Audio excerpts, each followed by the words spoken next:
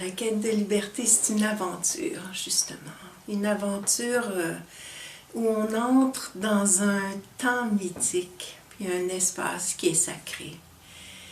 C'est en même temps une coupure avec notre quotidien et un approfondissement de notre propre histoire. C'est pas coupé du quotidien, de ce qu'on vit, mais ça nous permet de saisir plus la profondeur de notre histoire personnelle en lien avec des thèmes qui sont universels, qui ne nous appartiennent pas uniquement à nous comme individus, mais qui appartiennent à l'humanité.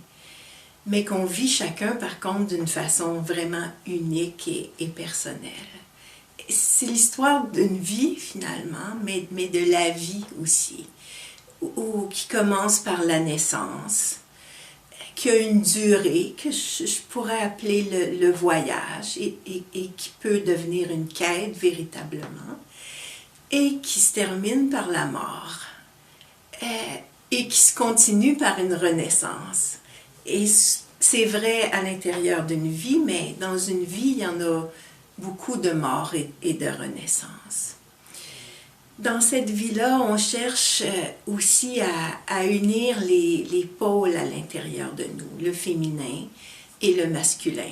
Notre histoire, elle commence par l'union des pôles, sinon on ne serait pas là, mais c'est quelque chose qu'on recherche aussi, cet équilibre-là entre le féminin et le masculin en nous. On peut le chercher à l'extérieur, mais on peut le rechercher à l'intérieur.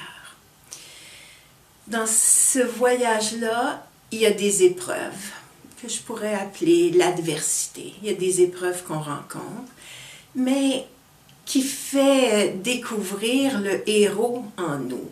La capacité de faire face aux épreuves, de découvrir nos ressources, nos forces à travers ça et de passer à travers.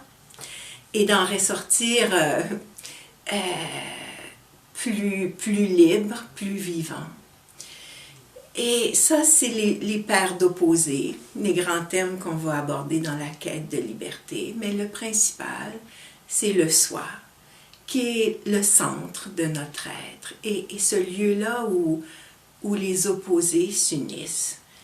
Et de là naît la liberté, la vie, la joie, la paix dans le soi.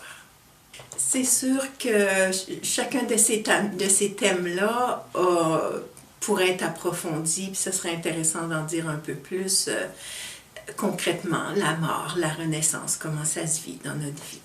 Le féminin, le masculin, le héros, l'adversité. Que je vais revenir pour développer un peu chacun de ces thèmes-là. Aussi les moyens qu'on utilise à la quête, le travail sur les rêves qui est vraiment précieux, l'utilisation des mythes, le contact avec la nature et les rituels qui sont aussi en lien avec les éléments. Ce sera l'occasion de s'en parler un peu plus. Il y a une soirée d'information à laquelle je vous invite. C'est sûr où on va aborder tous ces points-là. C'est le 28 avril à 19h à l'Arc-en-Ciel. Puis, je serais heureuse de vous accueillir.